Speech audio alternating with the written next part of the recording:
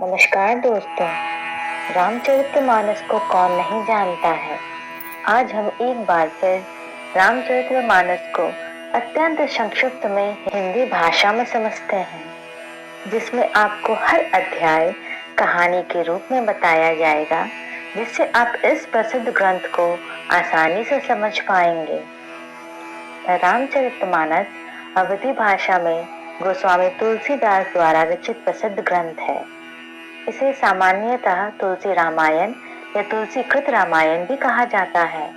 रामचरितमानस के नायक राम हैं, जिनको मर्यादा पुरुषोत्तम के रूप में दर्शाया गया है, जो कि अखिल ब्रह्मांड के स्वामी हरि नारायण भगवान के अवतार हैं।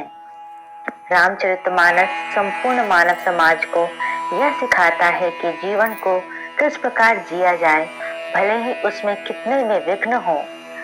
तुलसी के राम सर्वशक्तिमान होते हुए भी मर्यादा पुरुषोत्तम है।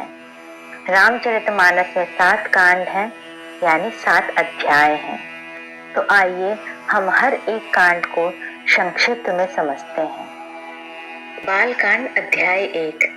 अयोध्या नगरी में दशरथ नाम के राजा हुए, जिनकी कौशल्या, कैकेयी और सुमित्रा नामक पत्नियां थीं। संतान प्राप्ति हेतु अयोध्यापति दशरथ ने अपने गुरु श्री वशिष्ठ की आज्ञा से पुत्र कामेष्टि यज्ञ करवाया, जिसे कि रिंग ऋषि ने संपन्न किया। भक्तिपूर्ण आहुतियां पाकर अग्निदेव प्रसन्न हुए और उन्होंने स्वयं प्रकट होकर राजा दशरथ को खीर दिया, जिसे कि उन्होंने अपनी तीनों पत्नियों में बांट दिया। खीर के सेवन के परिणाम स्वरूप कौशल्या के गर्भ से राम का, कैकेयी के गर्भ से भरत का तथा सुमित्रा के गर्भ से लक्ष्मण और शत्रुघ्न का जन्म हुआ। राजकुमारों के बड़े होने पर आश्रम के राक्षसों से रक्षा हेतु ऋषि विश्वामित्र राजा दशरथ से राम और लक्ष्मण को मांग कर अपने साथ ले गए।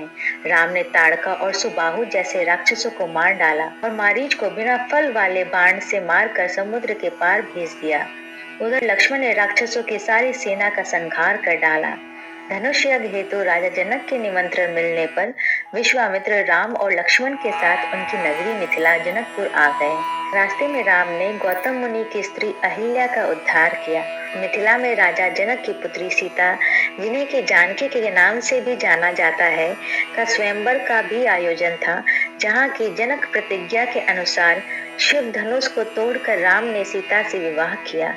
राम और सीता के विवाह के साथ ही गुरु वशिष्ठ ने भरत का मांडवी से, लक्ष्मण का उर्मिला से और शत्रुघ्न का श्रुत कीर्ति से विवाह करवाया। अयोध्या कांड। राम के विवाह के कुछ समय पश्चात राजा दशरथ ने राम का राज्याभिषेक करना चाहा।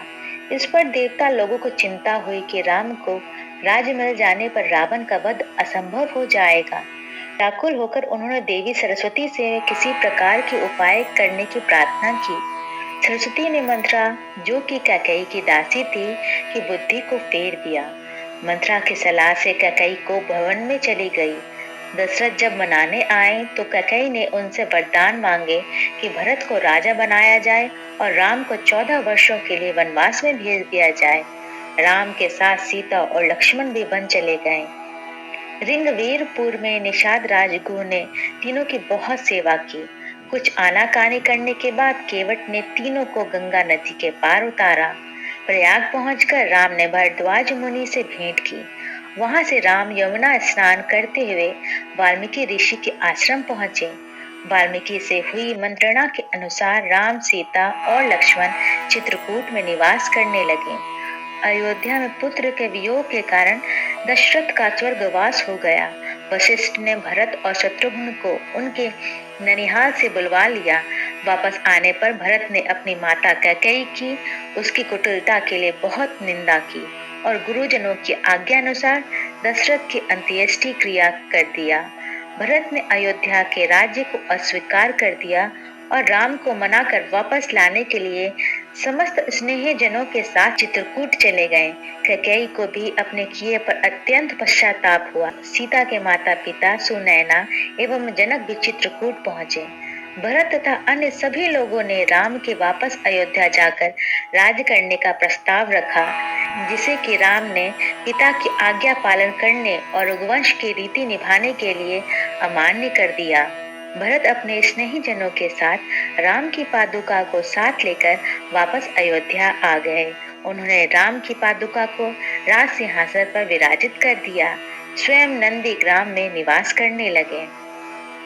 आज हमने रामचरितमानस और बालकांड और अयोध्या कांड के बारे में जाना और अब हम अगले वीडियो में बचे हुए अध्यायों यानी कांडों के बारे में जानेंगे। नमस्कार।